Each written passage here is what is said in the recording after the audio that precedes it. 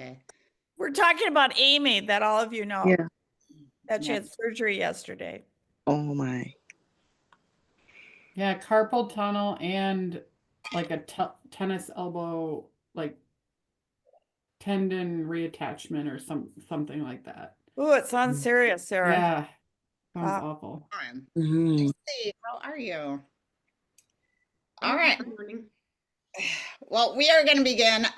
If you do not, I'm Jenny. I think everybody knows me, but my sidekick today is Tirzah. So if you do not know Tirzah, Tirzah is a very close friend of mine. She's been teaching with us, gosh, forever, but we get her sparingly now, but I'm very grateful every time that she comes alongside. So Tirzah, do you have any wise words before I jump right in? I don't really have wise words to start. I'm just excited to see everyone now that I figured out if I scroll up on the phone, I can see everyone. So yeah, I'm here via phone today, just having some internet issues. Well, electricity issues in the neighborhood. So, but it's wonderful to see everybody. I try, at least this year, I'm on quarterly for Saturday at the centers, and then for a few of the competency classes.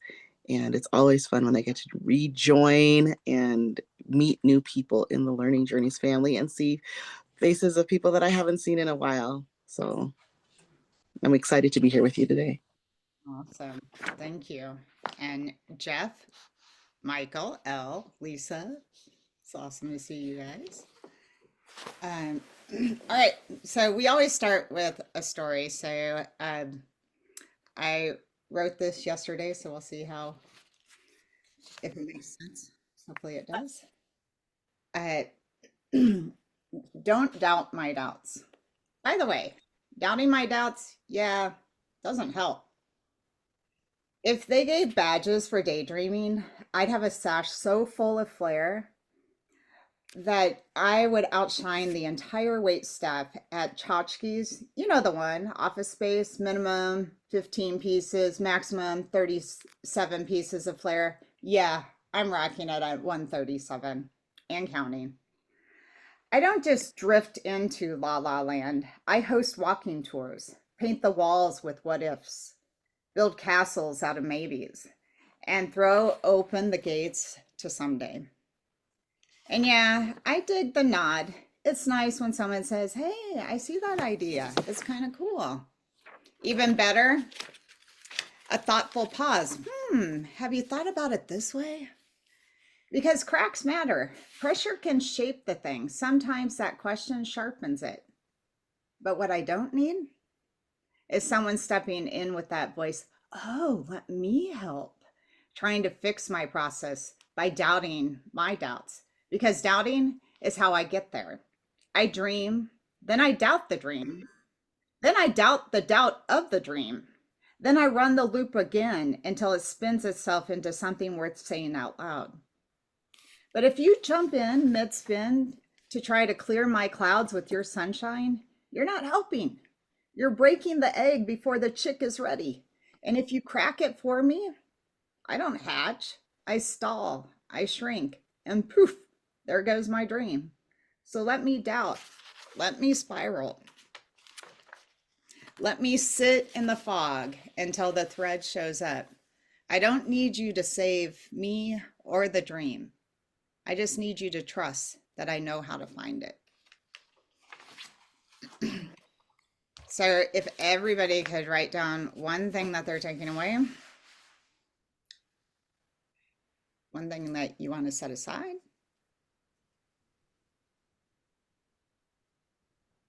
and one thing that you would love to walk away with. So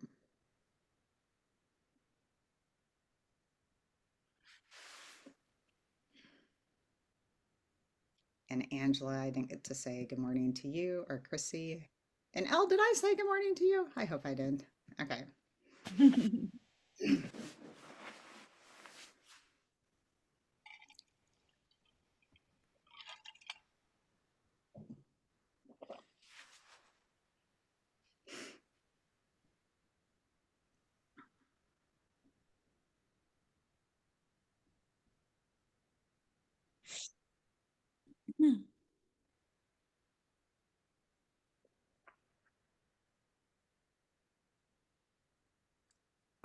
Sarah, you were up bright and early this morning.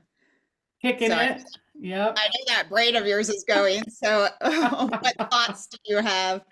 Well, I wrote down one of the last sentences that you read, the part about I know how to find the dream. And I never thought about dream finding. So that's really interesting to me. And I'm going to think about that notion because I'm always feeling like I don't have the dream. Like, what's the dream? I need the dream. I need the dream. I need the dream. And maybe this is part of the process. This doubting and this dream finding is part of creating the dream. So it's kind of giving me some relief, I guess, in a way. Like somehow I was like feeling lost before, and that comment just makes me feel a little more grounded. And then I'm setting aside any perceived notions of having the answers. It's easy to be like, ooh, what's coming? I know this one, and I'm just gonna let that go. And I forgot the third thing you told us to share. Oh, of course you did. What was it? What do you want to walk away with today? I want to walk away with a new question to ponder for the foreseeable future until the answer finds me. Excellent. And do you want somebody to hand that question to you, or are you going to make it up yourself? I would be open to others handing it to me, but I get to decide if I'm going to answer that one. So it's a collaboration, I'm thinking. Good to know. Nice. Elle, how about for you?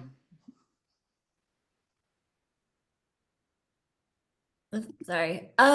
So in terms of what resonated, I also appreciated that you had referenced finding a dream and just thinking about what that means in my personal and career life. Setting aside my to-do list for the rest of today, have a busy weekend, and I hope to just get a better understanding of I looked at the handout and just going through the underlying beliefs and the 4 categories. So just get a better understanding of that and be able to apply it. Perfect. Love that. Well, Tirzah and I had the opportunity of talking with Jennie Marie before all of you got on, and I loved our conversation because I think it is so appropriate for this thought that do we get tapped on the shoulder or hit in the head or tripped over that these hints, hey, maybe you should say yes to things. And that's when we stop saying yes, at what point do the opportunities stop finding us? Mm-hmm. Yeah, and Jennie Marie had mentioned her year of yes, and Shonda Rhimes has a great book where she mentioned year of yes, right? And this is not to say that everyone needs to go out and just say yes to everything, but to maybe even consider, how do I say no and how do I say yes, right? How do I want to take these things in, take in the nudges, the hints that don't quite make sense? How do I want to, how open and accepting do I want to be of these things? At least coming in and entertaining them in my mind and spending some time with them before making the determination as to whether or not they need to stay or go. And one of the things that we were talking about was sometimes part of what makes coaching so special is that a lot of times we don't have a way to play with those things in our mind. The 2 ways that we have are anxiety and worry and daydreaming. And neither of those actually get us to where we want to go because they kind of sit inside of some of our preconceived stories, ideas about ourselves, etc. What if there's another way? What if there's other ways for us to engage with the nudge of an opportunity or an idea that don't sit in those two kind of pre-established ends of the spectrum, but kind of sit in the middle where we can play with them and figure out if there's something we want to actually walk with. And this was several years ago, but Ruthie, Tirzah, Tanner, and we did a writing class that was dreaming and drinking. And in it, one of the very first things we had everybody write about is this concept, and it's even in your slides. I'm going to pull this up. But imagining eavesdropping at a coffee shop and hearing people raving about a brilliant idea only to realize it's your dream. And think about, I mean, this actually happens all the time as we get these nudges. But like you said, T, we go to anxiety, worry, all the things that could go wrong. And while we love to sit in the wonder of our daydream, we never actually stand up and go after and say, I'm going to make this happen. And then somebody is sitting next to us living it out with no problem.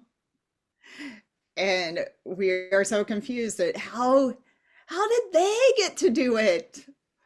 But I think that it is about how do we process it, and what are we processing, and are we using the right mechanisms for our lives to really have the life that we desire?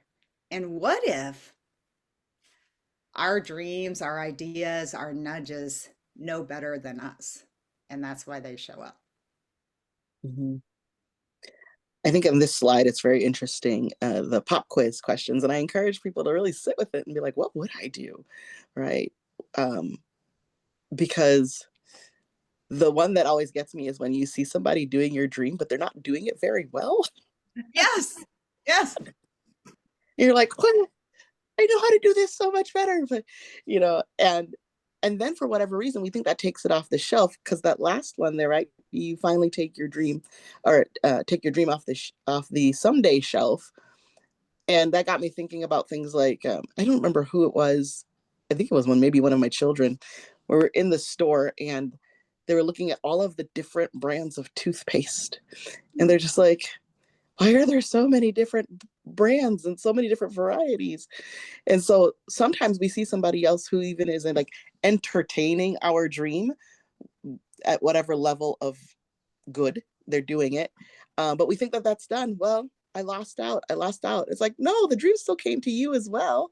Maybe your toothpaste is just a different brand or flavor, you know? Yeah. Yeah. We stop it before. And I think there is, like, we are uniquely chosen for the way that we see the world. And so everything has its own version. And what if our version just isn't out there yet? Yeah. So, Michael, how would you respond if you were at a coffee shop and you heard somebody else living out your dream? I think I would, the third one, finally take my dream off the someday shelf. I think it would be kind of validating. Like somebody else is thinking the same way that I am. Maybe I'm not. Maybe that would help with like self-doubt. Kind of see it reflected back in the real world. No, I think I would see it as an encouragement. I don't know. Love that. Jarrett, how about for you? I'd probably be like, I can't believe it. That person is doing it, and here I am. What's my excuse?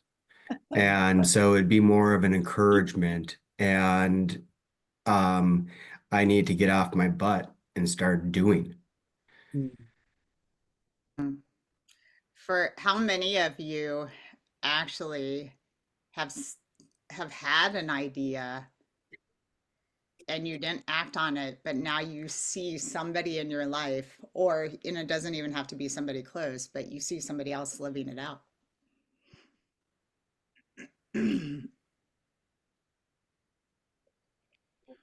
People in this room, Yeah, Yeah. you know, I mean, what if I would have gotten into coaching 5 years ago when it first came out of my mind? exactly. It's something, you know what I mean? It was if I would have gone after that dream then and not waited. But that opportunity, you know, it's all in timing wise, but it just shows you if you really have a desire for it, go after it. I mean, you don't know until you actually try. Yeah, so true. Yeah, Chrissy. Off mute, yes. Just really quick, I just almost half-heartedly, I will say. So what would happen if I was wholeheartedly? But I half-heartedly just launched my coaching business because I'm still, I will say, learning coaching, but wanted it out there and to be able to do that. And almost thinking, gosh, no one's going to really take me seriously because I don't take me seriously yet.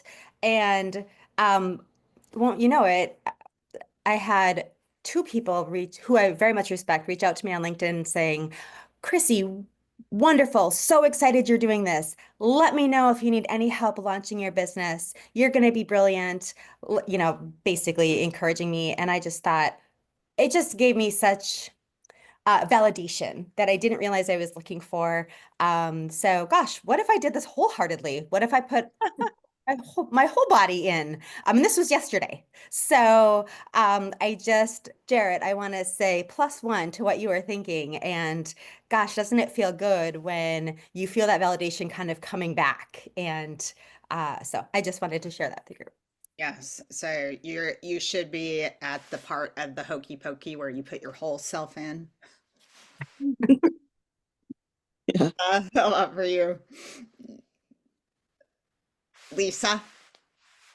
Yeah, about 20 years ago, I don't want to date myself, I had an idea for meal replacement and I got cold feet right at the very end as that was getting financed and I didn't do it. And now I see similar companies like Blue Apron, they kind of pop up for a while and and then they kind of go away.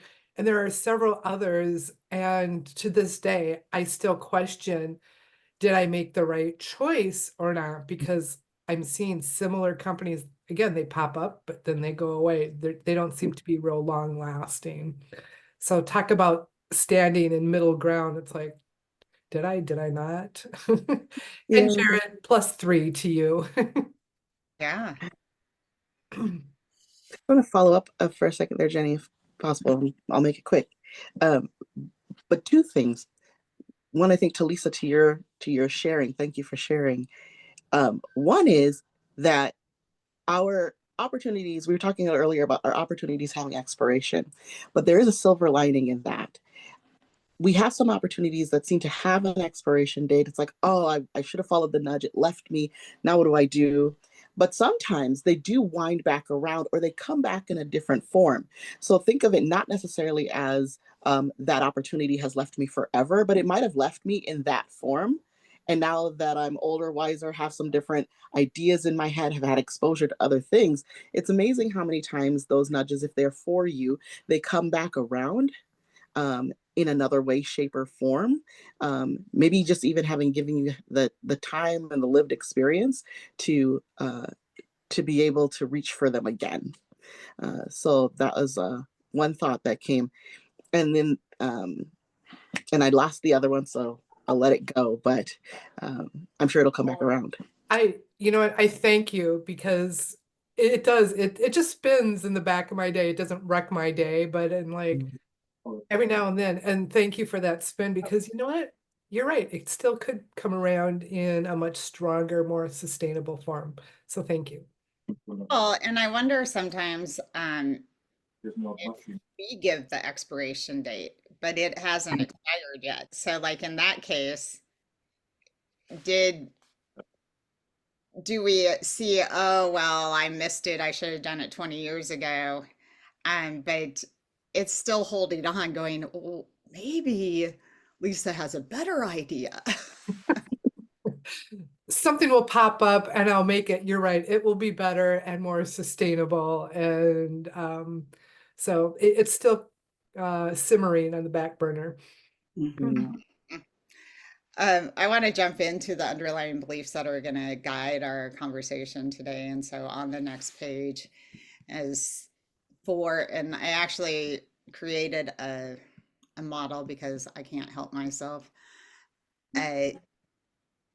But on the left-hand side, I think that we're always playing between these. And this actually could be either collapsed on itself, or I pulled it apart because I think that sometimes we get a nudge and it directly aligns to something that's important to us, but then something happens that we feel like it.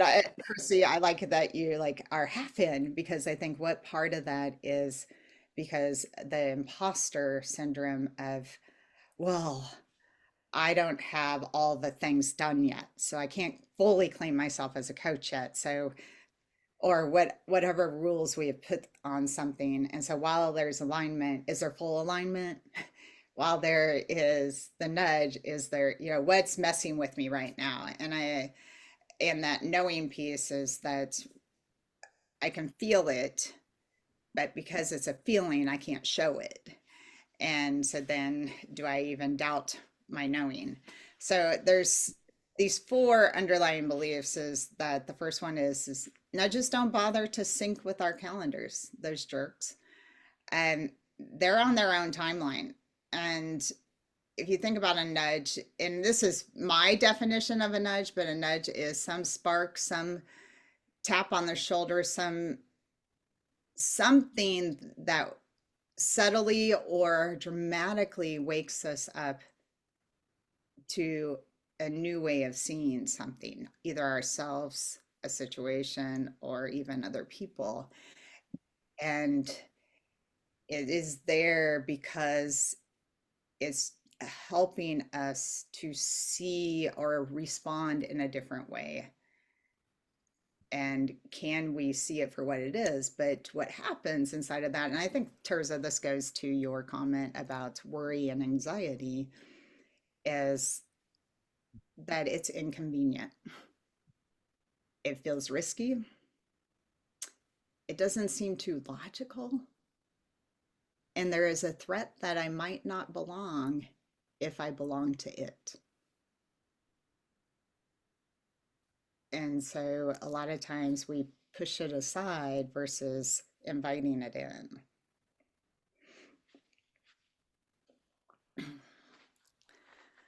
The second underlying belief is that we can know for sure without knowing for certain, which really screws with us. Is that you think about our intuition as my gut or my heart is telling me this is right. But there's nothing, I can't put together a chart to prove that there's data to back me up. And so while internally, there's something there that says you got to do this, externally, there's elements that are saying, well, it just doesn't make sense. And so, which goes to the third one, is that the doubters will doubt even our doubts. And I think this really screws with us, is that we'll put ourselves out there, and then people will be like, really, you think that's a good idea? And then when we start doubting that, then they're like, well, don't beat yourself up, it might be. And then you're like, seriously, 2 seconds ago you told me it was an idiotic idea. And so then I'm not only doubting my doubts, I have my doubters who are doubting me about my doubts when they already doubted my idea to begin with. And so so I just question everything. And then where do I stand? And even alignment screws with us, because in this place of, if it is going to orient me with a greater sense of self, I have to do some things that seem against my logical self. Mm-hmm. And that seems perplexing and illogical. Yeah. I'll speak into these a little bit, just briefly, Jennie. I was switching from one medium to another, so I'm back, y'all. Speak. But particularly belief 1 and belief 4, right? That our nudges don't sync with our calendars, that there's no straight path. Mess with us when it comes to 2 and 3, right? Because what we long for is to be able to show our doubters a straight path, particularly if they're people who are doubting that we never anticipated that they would, right? We thought that they would either be all in because they're like, vision people, or whatever we however we consider them, or we think that we hold them in some esteem in their logic, and we shared with them because we wanted them to validate, as we heard earlier. And then for whatever reason, because sometimes it's not that they doubt even your dream, sometimes it's that they're trying to protect you from something, right? But for whatever reason, they doubt, and we long to be able to show them how A is going to lead to B is going to lead to C, but that's not how our nudges show up. And so what we have to then lean on is this like really freaky place of, I know that I know that I know, right? That this is something. And sometimes it's not until that knowledge becomes so, like, we cannot ignore it, that we're like, you know what? Beyond all doubt, I'm going to try. I have to try. It's worth it to try. And we step out. But it's a very, not just a daunting place, but it can be a place that like leads to a lot of courage and conviction when we are finally able to take those steps. Chrissy, what were you going to add? Just a quick add, Tirzah. What I love about what you've just said, it's a daunting and courageous step to take. One thing we're not saying that I think is also really scary is, for a lot of people, we're also talking about fundamentally money and the ability to sustain our livelihood. And sometimes it's about separating those two things, about, do I have the courage to follow the fulfillment and the path and the joy, versus, I know I have to buy Cheerios for my kids or myself, or my dog food for my dog, or whatever that second is. And it's about having what you just said, Tirzah, the courage to follow the joy, because then it should feed this bucket of being able to give you whatever you need to sustain your life. But that's a hard, hard path to connect together. And I think that that's where a lot of times people maybe then say, oh, maybe the joy is not worth it, because you know what? I'm almost out of Cheerios now. So that's where I think a lot of the courage comes in, and where maybe a lot of us don't start that coaching business, or don't go all in with both feet, or whatever that might be. And so that might be a second part of that. Yeah, absolutely. I would like to share, when Yes. you're finished, Tirzah, I have something to add to this. Okay, I'll just quickly add, one of the metaphors that I like is, I like to talk to people about it being like wheels on a vehicle. You're going forward, but a lot of times you touch the same pressure points, right? The wheels are turning, but they're touching the same pressure points, but that doesn't mean you're not going forward. And even in my own life, when I came to Learning Journeys, I was just like, not another beige boardroom. I will never show up in another beige boardroom. And like 2 days ago, I was in a beige boardroom because I went back into the world of government for a little bit. But the mentality I had going back, and the entrepreneurial spirit that I still have, and the willingness to like come off of that job and then go back into the other endeavors after 4:30, come because I'm still in pursuit, right? So I did have to wind back. So sometimes we do, even when we wind back, but we're not winding back as the same individual. We never go back in as the same person. Even if we jump out, or it doesn't wind, it follows its weird zigzag pattern, to recognize that I didn't go back. I'm going forward, just touching the same pressure point, but that's okay. I'm still moving forward. Very interesting. Jennie Marie? Yeah, I wanted to add a little bit regarding our doubts and fears, and our son, who is a international competitor and does performs in a way that would be considered very dangerous on a mountain, has this is his acronym for fear: face everything and rise. And what I like, how I'm relating that to you, Chrissy, and what you were speaking of is trusting your knowing. And I think one reason fear keeps us from achieving what we can achieve is because of the word accountability. And once we decide to do something, I know with myself, if I say I'm going to do something, now I'm accountable to do it. And now when the fear comes, I either have to step up or find a lot of excuses not, right? And so I've learned to step into my fear, and to me, that's the answer for achieving anything in life, is knowing that fear is just part of it. I roll anyway. Well, so I think even when I was talking about the why we ignore the nudges, and this goes, Jennie Marie, to what you were saying, and Tirzah and Chrissy, is that part of our fear or resistance or whatever you want to call it is that other people, the world almost has agreed to these certain ways of doing things successfully. There is this way of operating. So when I go back into a beige boardroom, that doesn't count as you're doing the thing wrong. And when I decide that I am going to get the Cheerios and I will do these mini gigs as I'm doing this other thing, that's not the way you do it. Like you have one job and you do, and I think that these, that's why the nudges pick us again, is that it's begging us to be resourceful. And using that last letter of rise is, it's asking us to rise to the occasion and define it for ourselves. And can we stand up for our way of doing things?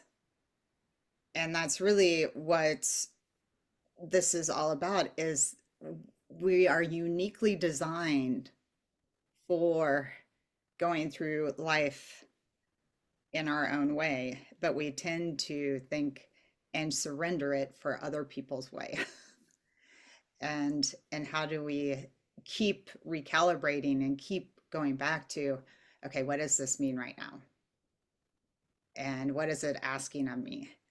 And can I be in tune with that for the sake of my life? And so this first piece, underlying belief one, is really paying attention to what are all the nudges. And so if everybody could go to the next page and just randomly list as many of these ideas, thoughts that come to you. They don't have to make sense to anybody else, but you're probably getting hints all the time. Wouldn't it be cool? Like your brain is sitting there pulling you in la la land. And what are those? Wouldn't it be cool moments that show up in your daydreams?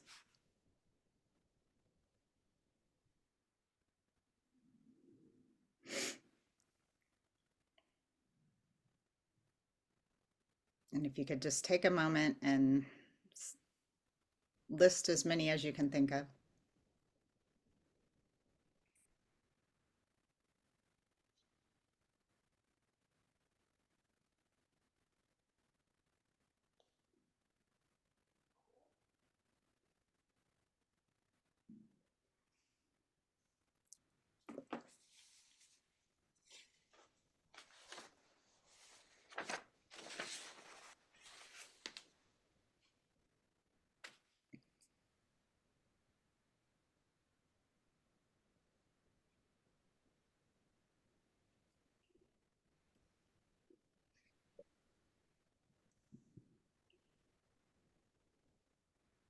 And then I'm going to go on to the next slide.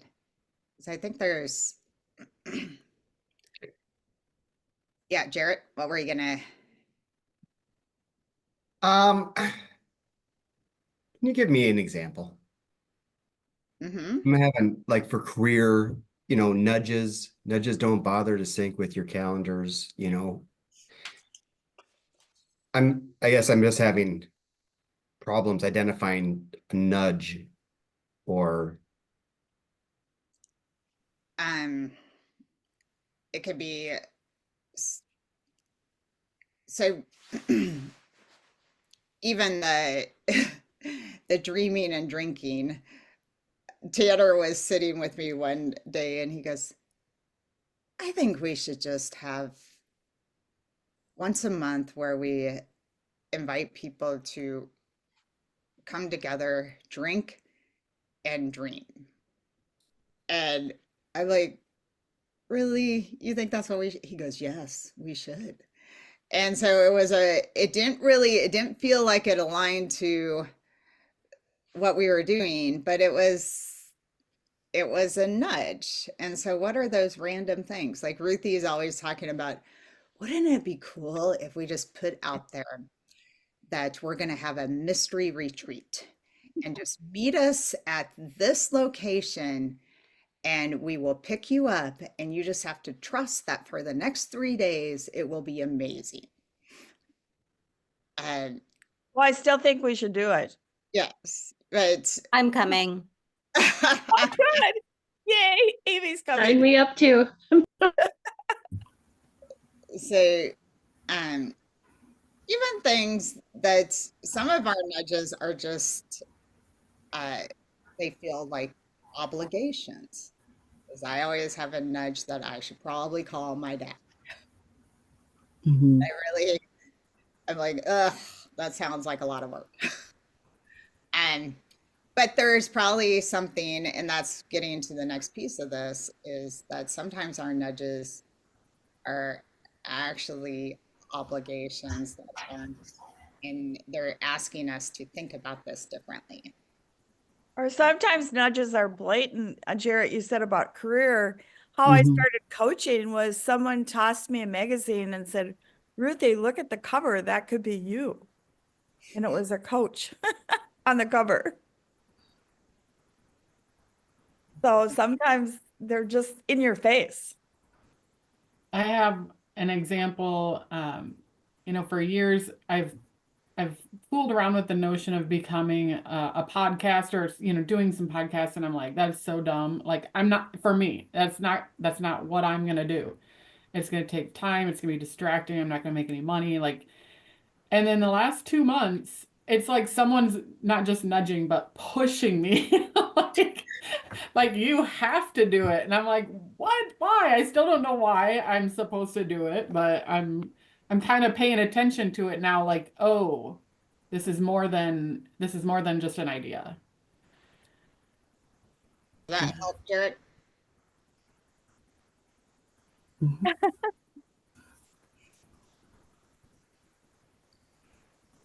So going to this second page is that I think that there are a lot of times that we resist because we're not ready for it, or if you think about the calendar, it doesn't fit into the calendar. But this piece of some of our nudges could be inviting you to grow, and you're really comfortable where you're at. I get a lot of times I'll meet with people, and I even had this one gal, I guess this doesn't happen a ton, but it does happen, is she goes, I'm so interested in coaching. And so will you be around in 10 years from now? I'll be ready then. But she really didn't want to disrupt her life at that moment. And I think that there's times that the nudge comes and we go into this thinking of, if I change this, all these other things are going to change. And but maybe it's time. Yeah. That second one, Jenny, the you're being asked to pay attention, not just follow orders. My example for that right now is the job that I'm currently in. They were like, oh, Tirzah, we want you to manage this program manager program, right? And these are people who they're in program management. They wanted to learn the skills. Maybe they'll take the test and make this official. Maybe they won't.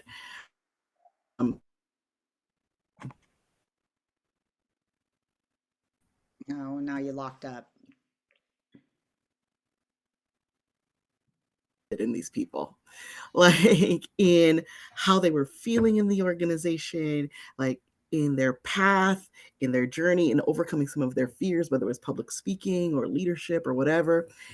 And the organization itself, while they had this program, wasn't putting that much.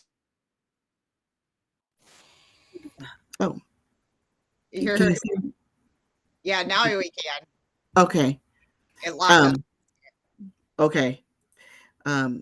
What did you end with that last part? And the organization isn't putting much into. Yeah, they weren't putting much into this group of people, and I kind of ran with it to the beyond what was being asked, right? Just because the nudge was so there's something about this group, and now we're really realizing that overall, the organization that I'm with, which is Net Council, they really are trying to figure out, like, what do we do with these really skilled individual contributors? And this group is kind of becoming the vanguard of saying, like, hey, we're here, we're an important part of the organization. And it didn't necessarily like do anything for me as a career move, but it has done something for these individuals, that someone really paid attention, didn't just come and just do the thing. And now there's an energy around this group of people that crosses their silos, right? Because we're transit and wastewater and housing, and we can be really siloed. And now there's this like cross divisional group of people that are just jazzed about the work that they do. And it's just a fun, different type of energy that would not have been there if I just followed orders and been like, okay, let's just get you through the program. But the nudge told me, like, pay attention. There's something here with this group of people. And so it's been amazing to just see them flourish because of the nudge. I think about as you're talking that there was Ruthie was such a great teacher to me about being fully in it when you're facilitating and connecting with and asking participants throughout, how's this working for you? What do you want? You know, should we stay where we are, or do you want to adjust or whatever? And there was a gal that pulled me aside one day and she said, that is not how you facilitate. That shows weakness, and there are rules to facilitation. And and I'm like, well, I never took a facilitation class.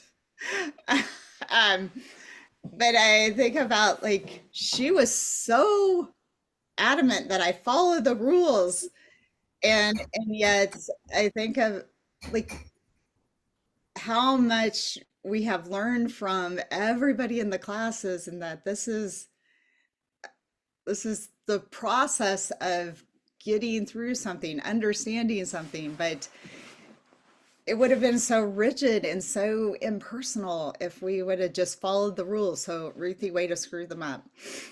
I never was a rule follower.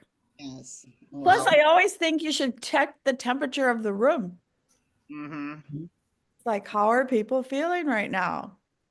Yeah. And I have had people say, well, actually, this really isn't working at all. It was a president and a vice president of a bank. I was like, whoops. So, and all I said was, well, what could we do that would work for you? And they had ideas, and I went with it. Yeah. That other person's crazy. You're exactly right, Ruthie. Thanks, Ruthie. Sorry, we don't use the word crazy. Well, why not? Maybe it was in that case. This other thing that the nudge could be doing is challenging you to find a new way.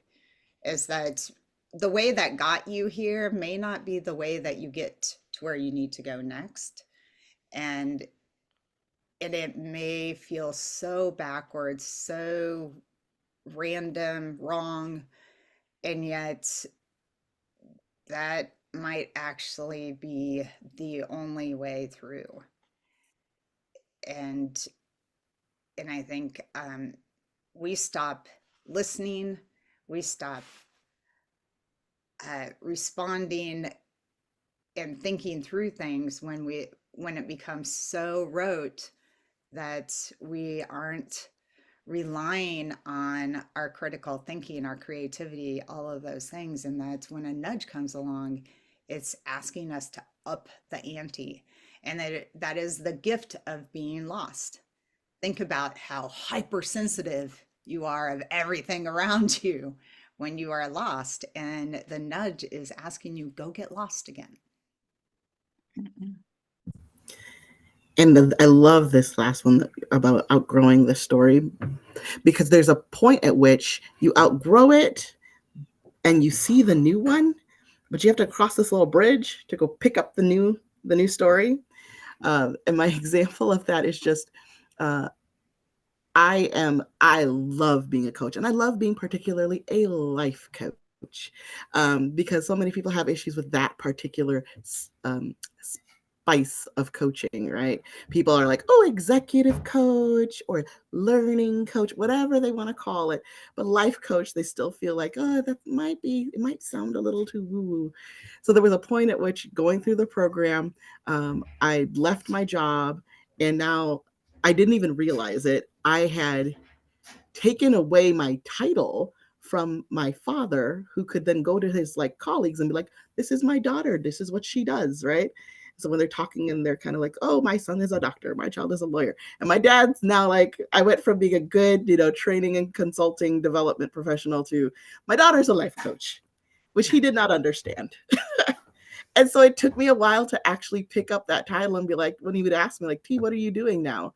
To be like, I am a life coach. And so now again, I've crossed over into another part of life, but I adamantly, doggedly, determinedly, always am a coach first, because it took so long to pick it up. Nice, Chrissy. I have a question for Jennie or Tirzah or Ruthie or anyone. Actually, can you put that back up, Jennie? Oh, absolutely. Sorry. Would you suggest that, and I know you're going to ask me, Jennie, so I guess I should be prepared to answer my own question, but would one suggest that one goes through these phases of nudges? I'm not going to say concurrently, because we can't feel emotions concurrently, but is this like a continuum, a phase continuum, or like if you kind of miss you're being invited to grow and you're clinging to comfort, and you might get another nudge and then you might feel another phase of this. Is that kind of why there's kind of phased approaches, and you got to kind of coach and feel your way through to another until you're ready to outgrow your story and write another? Oh, I don't know that it's phased. I think even why I put it in a chart, Chrissy, is because it helps us figure out where we are right now. And I think we could jump around, because I really feel like I'll give you an example. So one of my nudges is about networking. I freaking hate it. And so the nudge, what I want to do with it is go to cling to my comfort inside of that. And yet what I am avoiding is I've outgrown my current story. Ruthie is wanting to retire, and I keep pulling her back, going, "No, Mom, you're not. No." Like, and Ruthie is the master at networking. And so she never actually made me go network. And she never told me, you have to be a part of all this stuff. This has to be part of your process. And so like I want to change how all networking is done because it's uncomfortable for me. I want to do all these things but my problem isn't really with networking, is with that I'm being nudged out of the nest. And I want to rebuild the nest. And so I know that's where I'm hanging out. And so now I can see how all these other pieces that I'm being nudged aren't actually about those nudges. They're about my story. Got it. I can totally see how I can use this now also in another way. Thank you, Jennie. That was a perfect example. I appreciate it. I have a quick one I could share that I think is really simple and profound. So I became a high school English teacher, and I was student teaching when I was 20, teaching high school at 21. And when I was doing my student teaching, I'll always remember this great woman that was my mentor. And I'd walk down the hall with her and I'd say, Diane, how did I do? How did it go today? And she gave me the same answer every time. You know how you did today. You answer that for yourself. That left a big imprint, because when I'm brave and when I step into my knowing, I acknowledge that. I think everyone should just go climb a flight of stairs, open the windows and yell out, I can do this. Anyway, that's my story. Well, and I think even part of that would kind of fit in Jennie Marie, that first one, is you're being invited to grow and you're clinging to comfort. Like there's probably comfort in, I need somebody else to acknowledge that I'm doing okay. And yet she's not doing it every time I ask.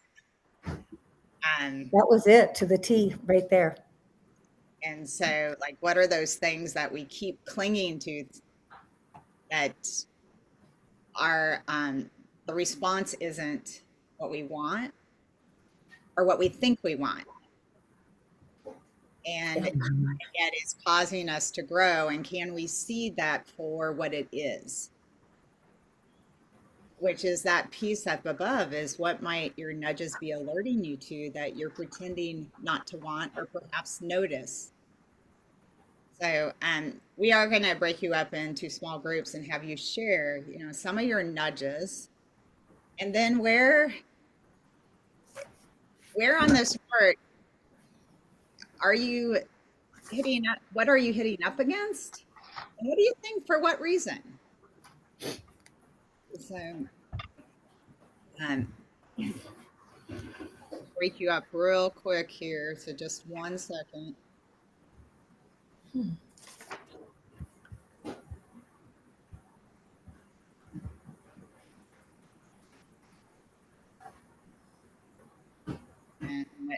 you're gonna get 13 whopping minutes, or 14, sorry. Okay.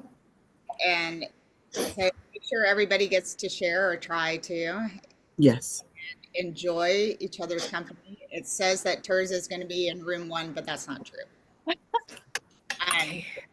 Have fun. Okay. I will.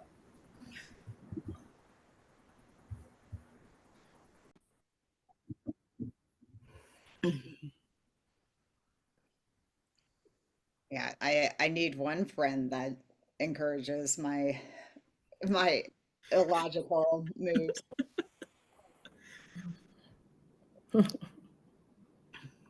Welcome back. Lucy, I don't usually see you with glasses on. Yeah, it's my Saturday morning look. Well, are you smarter with glasses on? I think so. I haven't gotten fully ready because it's a day of yard. Well, hopefully not a day, but it'll be time spent outside in the yard, which Yard work. Yeah. I like that it's nice. I don't like having to clean out flower beds and all that stuff. I want to do that farm my yard thing where someone comes and just does it and then just gives me a cut of the produce. Oh, that sounds You can use my yard. I'm not doing anything with it. Nice. You giving produce away, Tirzah? Oh, we were talking about yard work, and I was like, there's that program Farm My Yard. Oh, I don't know if it's still popular, but where like people would be like, I have a yard, you have a desire to farm. You come use my yard and just give me some cucumbers. Thank you. I love What a that. brilliant business proposition. Right? Well, somebody had that as a nudge. So, Right. yeah. Amy, what did you take away from your conversation, your group?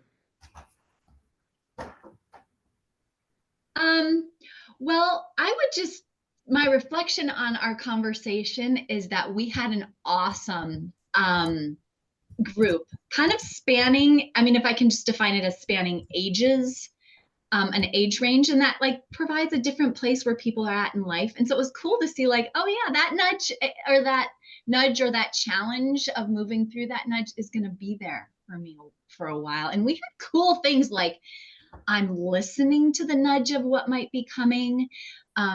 Something's next, but I can't even see it. My nudge is about saying, not mine, but someone else said that their nudge was about, I'm learning to say no and like not doing the nudges right now. So it was just a fascinating, multi-age kind of conversation, and learning journeys brings together pretty cool people. So glad to be here. I love that. Thank you, Amy. Deb, how about for you? Deb, you're on mute. I know. I'm always on mute, right? Uh-huh. So I was in room 3 with Elle and Jarrett, and we had a good conversation about many things. So let me just put that out there. And the nudges and so on. So if Jarrett and Elle have anything they want to add in, please do.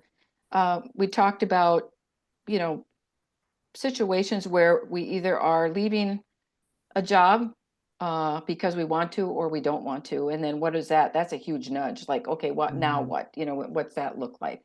And then Jarrett was talking about growth and launching his coaching business. And what does that mean? So when we look at the categories, it's not a linear straight line. It's this one, then this one, then this one. It's rather like you were saying, Jenny, it's a hop around situation that you could find yourself in any one of those areas at any time.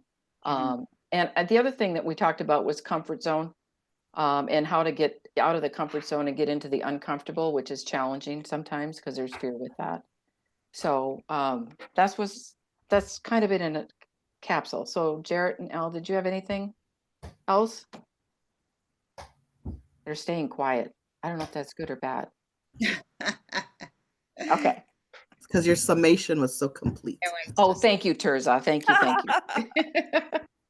I wonder with some of those nudges if, you think about even Deb, when you talked about wondering if you should leave a job or not. And when we get those nudges, if we then don't translate that as more of, I start to try other things. So maybe I stay in my job, but I start to experiment with other ideas that I have and they don't quite fly yet. And then we translate that as a kick. And that's nope, you need to just stay in your lane. But what if that actually is part of the nudge and that it's nudging us a little further, is that you just haven't quite figured it out yet. And they're kicking us along to, like, now what are you? And how often we stop that process, and can we pause and say, okay, where am I? And what is this right now? but we tend to not do that. And the one piece that we really start to quiet while we question is our intuition. And so I'm going to take us to this page. We're not going to break you up, but we would love anybody to jump in and add to what we are saying. And I think that this piece of we can know for sure without knowing for certain is that I know. I can't prove it to any of you, but I just know. And it happens all around us. And we think people are freaking idiots until they prove it. And then we think they're genius. And yet, in the moment, just think about all that's going on internally for them. And so even this first one is challenging ourselves to lean into our creativity when the world is measuring it. Is it acceptable? Is it common? This is how we do things. And a perfect example of this is Jaws. Now, here's Steven Spielberg. It is his first official film, and his main character is turning into basically the marshmallow Stay Puff? Man, like he's just expanding in the water and his skin is falling off and he's malfunctioning and he's not that scary. And so he really had to sit in that space of how else do I do this? And his decision was, well, we just don't show the shark. And it's not even until 83 minutes into the movie that you see the shark. And that piece of he had to trust his gut so much and sell that to the studio, but he had nothing to prove it on because it never had been done before.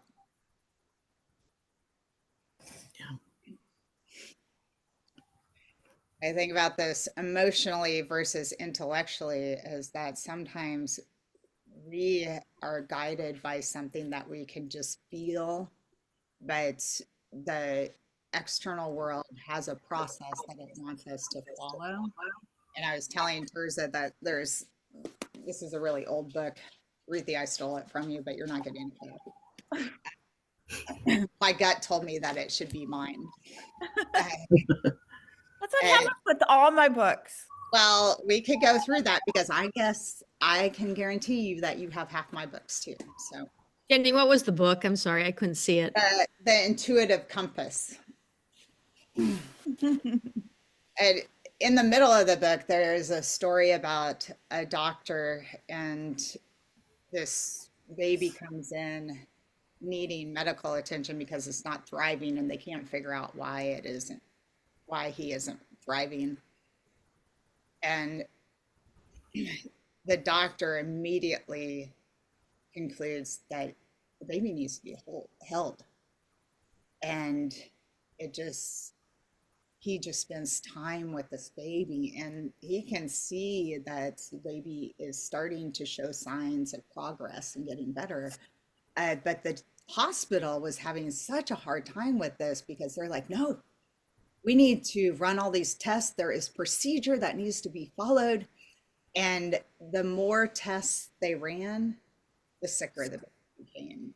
And eventually the baby passed. And it's such a heart-wrenching story. But emotionally, this doctor just knew that it had something bigger to be solved than just something that was a physical problem. It was an emotional problem that this baby needed love, this baby needed touch, this baby needed, but he didn't have a chart to prove it. Right. So it went by the wayside. And how many of our nudges, there's no chart. That's not how we do things. And then this last one, illogically versus logically, is anybody that went to the in-person event a couple of weeks ago, I think Jessica, Hannah, and Stephanie, they all talked about this, is that everybody was telling them, this is how you do things. You must be out on social media. Steph said, I couldn't do it. I couldn't do it. And then Hannah ended at the end. She goes, not everybody buys into this. And she goes, you want to thrive in this world, you need to create ideas, dreams that are so big, so ridiculous that you'll hit somewhere in between. But like if you keep telling the story, keep telling this ridiculous idea out loud to people, at some point it's not ridiculous anymore. Right. And Tirzah, for you, you had your own story inside of all this. Oh, yes.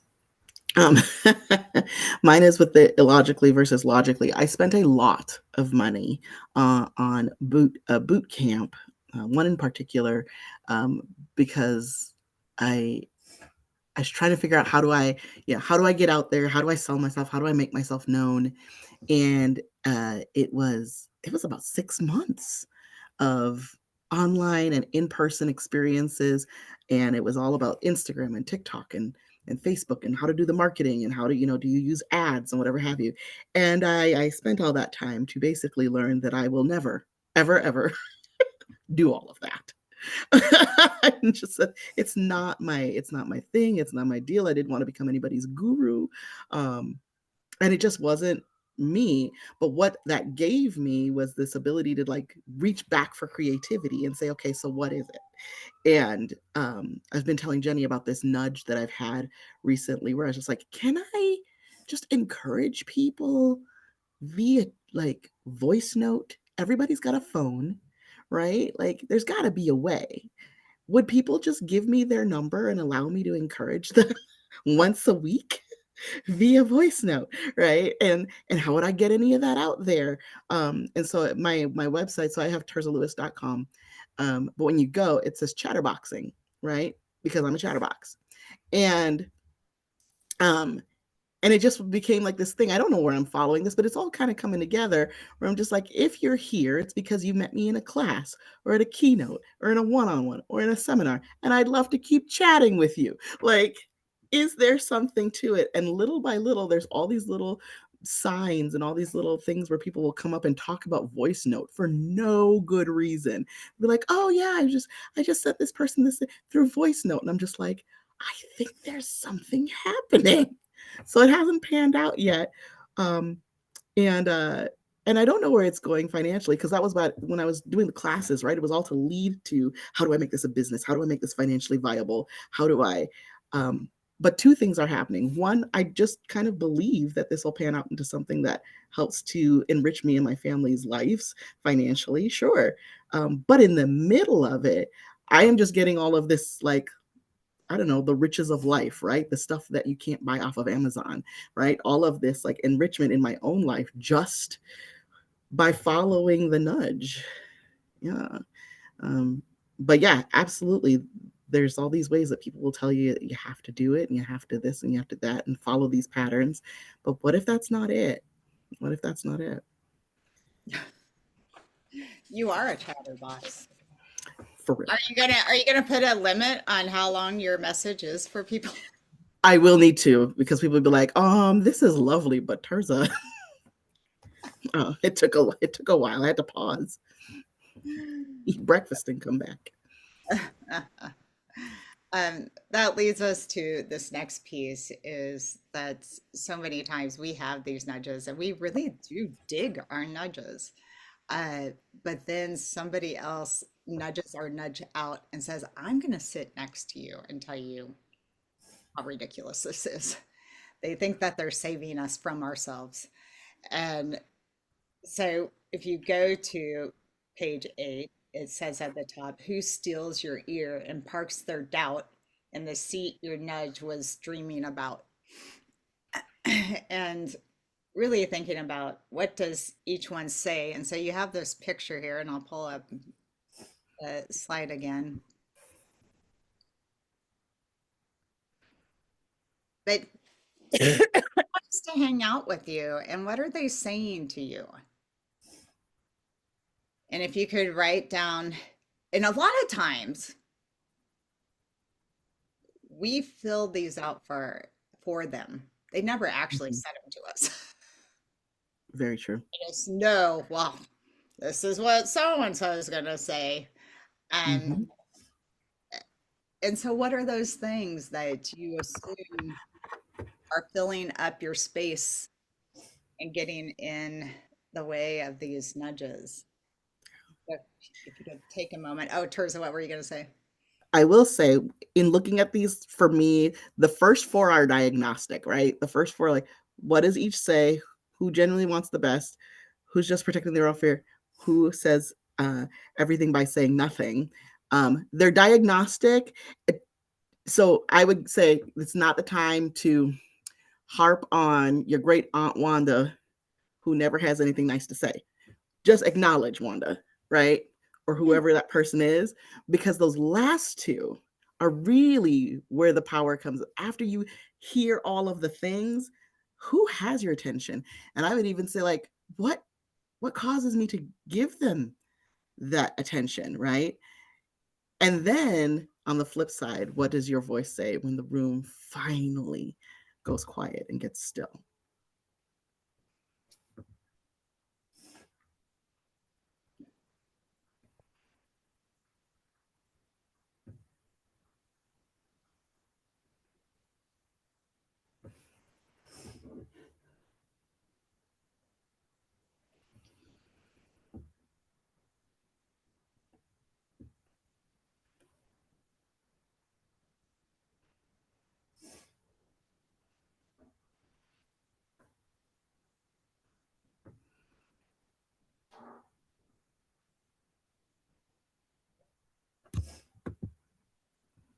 All right, we're gonna, even if you're not fully complete, you can complete it with your group and share what you're noticing. And so we're gonna throw you back into rooms, so enjoy each other.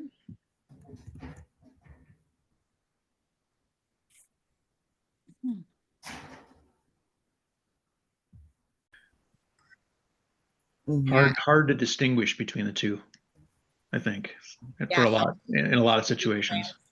How do we translate? Yeah. Yeah. And are we brave enough to, when we feel like they are questioning us, are we brave enough to ask, what part of this are you questioning and for what reason? Because maybe they're not even aware that it's being translated as a question. I also found that sometimes they think that they're actually being supportive. Yes. Yeah, so they're not even aware of how, and they might be because that's how they dealt with their nudges, right? So they're just doing the same thing when they hear yours. Yeah. I think something that Jennie mentioned earlier and Tirzah regarding at the beginning of our time together was about how would I say it? We trust that the person is going to find their answer on their timeline. And by giving them that trust, we hopefully also instill confidence in them. And it's not, doesn't have to be very spoken either. That would be my take. Yeah. It's like with your children, I have very old adult children, or my grandkids, like someone's like, well, I really think he, meaning a male, is going to mature later. He's 22 and he'll figure it out then, because I've heard, oh my goodness, what is he doing with his career and all this and that? And my answer is, he's going to find his path.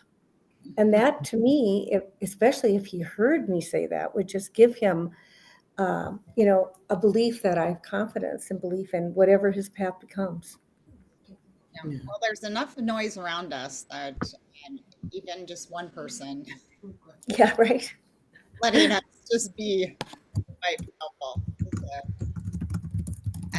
Jackie, what did you take away from your conversation? Well, it ties kind of where Tina Marie went, but it was funny because the first 2/3 of this, I was like, yep, thinking about myself, my coachees. When we got to this page, I heard this big record scratch because my daughter is in her first like corporate job and she's like, is this all there is? And it's interesting because when you are a mom, you want to protect them. And I have full confidence in her capabilities. And as her mom, I want to limit pain. And so I'm trying to be very open because I know she's going to find her way.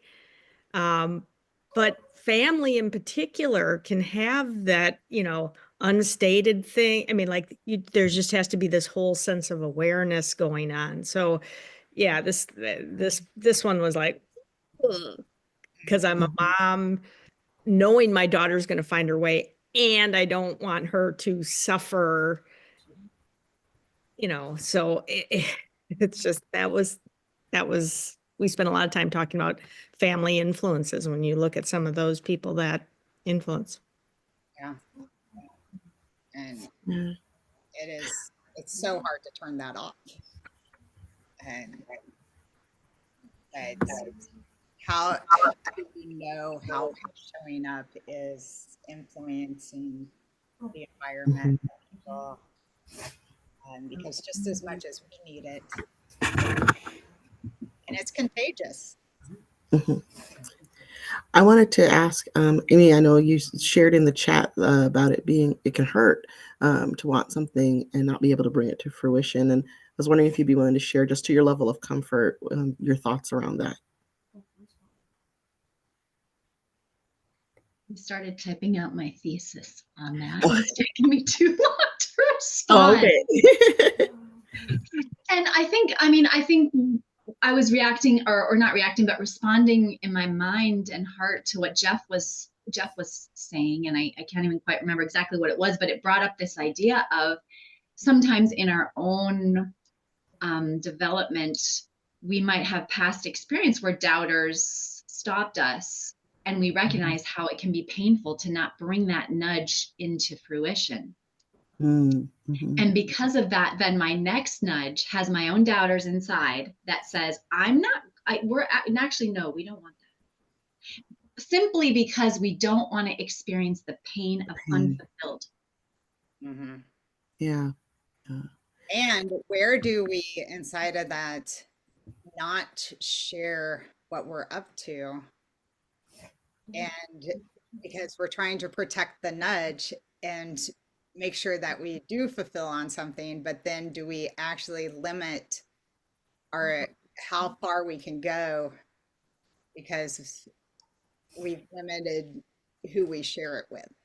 Yeah, perhaps, Jennie, because that nudge now needs other energy, other people behind it, right? Like at a certain point, your nudge gets to the thing, or your idea, I'll just put it that, right? Like an idea comes down and we have to bring it out. And in that bringing out, it's like, oh, my baby, my idea baby, right? But maybe that baby needs the doctor that says this idea needs to be held. Yeah. Mm-hmm. And maybe it needs the naysayers and needs all that to strengthen its resolve with us, that I am willing to, you can poo-poo it, but I am going to protect it. And that it's gotten to a place that we have to test it out. Yeah. But it hurts. But what hurts worse? Never. Yeah. Oh my God. What hurts worse? An unfulfilled idea or a little bit of elbows we gotta, give to the people or the culture that's coming back at us around our crazy ideas. I think a question to ask is, what is my definition of failure? And what creates an attachment to success? Those are two important questions to ask. I ask myself, and I've learned a lot better how to fail, and it's okay, because failure is the first step towards success, in my opinion. So, and what is failure? is it really awful or is it the stepping stone, right? I don't know. Yeah, and I think paying attention to our formulas is helpful. And Very. and do I use the same formula for this versus this? Which is where we're going next. And Chrissy, you had one more thing to add. I did just one more thing. I think I just had an aha moment with what Amy was talking about with her idea being a baby and needing maybe to be coddled. And one of the things I've noticed that what I do when I have this idea where I don't know if it's an idea or it's an incubation or if it really needs to come out is I just start talking about it to people like, well, I think I can do this, but I don't know. And I just start talking and people kind of poke and then it just continues to refine in my head. And it's almost like if I can get it out of my head and into the public world to where it becomes in just part of my conversation and it's almost like I didn't realize until now I was writing the narrative before I was doing it. And I think Jennie, you said it earlier where it's almost part of that oh my God, I totally forgot now. I'm losing my words, but it's part of my ability to not be scared of what my idea is because I'm putting it out in the universe and I'm waiting back and I'm waiting for the monsters and the naysayers to say, no, you can't do that. And when they do, I want to say, but this is how I'm getting around what you're just saying. And it's almost like I'm preparing for all those arguments. So I just had this moment when Amy was talking about that, where I feel like maybe when I'm maybe getting nudges I didn't realize, then that's when I start bringing it out. And I'm very public apparently with my incubation period. Yeah. I didn't realize. I love that idea of an incubation period because the interesting thing about the exercise that was just done that you all shared about was for many people, for most of us, we can even anticipate those arguments. And so for those that are not that public with their incubation period, it still allows them to get it out and to kind of apply some self-pressure in a space that they can respond for those that aren't prepared yet to necessarily respond in public. Yeah, and I think paying attention to the difference. So maybe for some pieces or nudges that process is not the same, and knowing when you can do the same process and when you need to break that process for something else. And so really these are just ideas or ways to go about it. And I was telling Tirzah, I'm going to go to this publicly share what you've kept hidden is when I look at even the example I gave at the beginning of the story is waiting for me and I'm not quite ready for the story yet because of all the things that come with that story. And so I keep pulling Ruthie back. You're not quite done with the story yet. And so I know that I need to go out and network more and more and more. And so I met with this guy a couple of weeks ago and I told him that I get so up in my feelings and so nervous every single time that I meet somebody that I don't care if it's a networking group or just one-on-one, that it unnerves me. And and he sat there and he's like, well, then you need to work on your limiting beliefs and you need to blah, blah, blah. And I'm like, no, I don't. This is part of my process.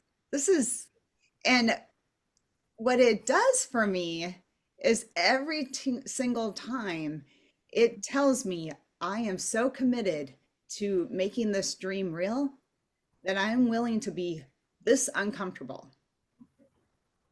And that's just part of it. I am more shy than I am outgoing. I know that. I am hardwired that way. It doesn't make me wrong. It makes me me. And for each of us to think about what is the thing that is going to help you align, that nudge is getting you there. The doubters might be getting you there, your intuition. But maybe it feels like these things are backwards, but maybe they're going to move you forward. And T, I'll let you share the one that you had talked about earlier too, because I think it's great as well. Oh yeah. So just quickly, the one that I have is I still consider, even though I'm in this like job, I call it a gig. Because that's just what it is in my head. It's the steady gig. And what does that allow? That allows me to fulfill on my promise to myself, or my need for myself, which was that I have all these other endeavors, and them having to be my financial security shuts me down every single time. It shuts down creativity. And all of these ideas for me live in the land of creativity. So if that's the case, I decided, when I look at don't set a goal, right? When I describe that to people, that for these creative endeavors, I don't often have a goal in mind. I'm just letting them come and I'm living into them. They experience that as aimlessness. They're just like, what? Like, how are you going to get somewhere? It's one of the reasons like people like, come to my mastermind. I'm like, I'm not going to your mastermind, because everybody's like, what's your entrepreneurial goal? I don't have one, purposefully. And they're like, how will you be successful? I'm not quite sure. All I know is like I'm getting a lot of enrichment. Why? Because I set for myself that I would have this 9 to 5. It handles my needs, because for these things to thrive, I cannot goal them to death, right? Because that when I do that, then they cannot emerge. And so that's my experience of particularly don't set a goal.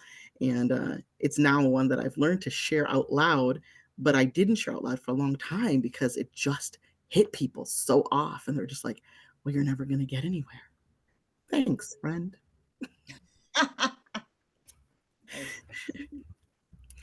So, yeah.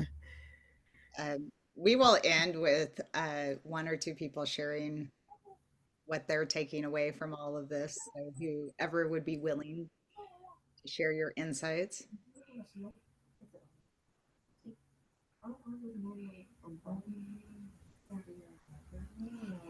Sarah, are you jumping in? Yeah, I can share because I have had an epiphany in this time that the naysayer that's holding me back is me. Surprise, surprise. And I think with the podcast, I had my major block was it has to be high value, it has to be smart, it has to, be relevant, and people need to, get what they need to get. And I was like goaling it and thinking it to death. And when I thought about fun, entertainment, I was like, nope, nope, nope, irrelevant. Like it's not, it's not about fun and entertainment. And I always discount the fun and the vitality and the energy. And I'm like, if I could add that in there, what could this be? This could be something that I actually run to versus try to dig up. Yeah. Us going to the bar and doing it. That's right. Drinking always helps me be more fun. There you go. Awesome. Well, we are at 11:59, and we believe in starting on time and ending on time. So we will leave you with that last piece. Thank you so much for being here. It has been very fun hanging out with you, and I can't wait to see what nudges turn into something more for you. And if you feel like being nudged on Monday, I am doing an hour-and-a-half session on advanced narrative. And at some point, it would be very cool if all of you were in that program, but it is a great way to get insight into what is waiting for you. And I think together, we all can change this world into an amazing story, and it's just waiting for us. So I would love to see you there. With that, have an amazing weekend. Tirzah, always, it's so fun teaching with you. So thank you. Oh, it's been great being with everybody. Have a great week. Thanks, Jennie and Tirzah. Good to see everybody. Thank you. Bye. Bye. Bye. Bye. Bye. Thank you.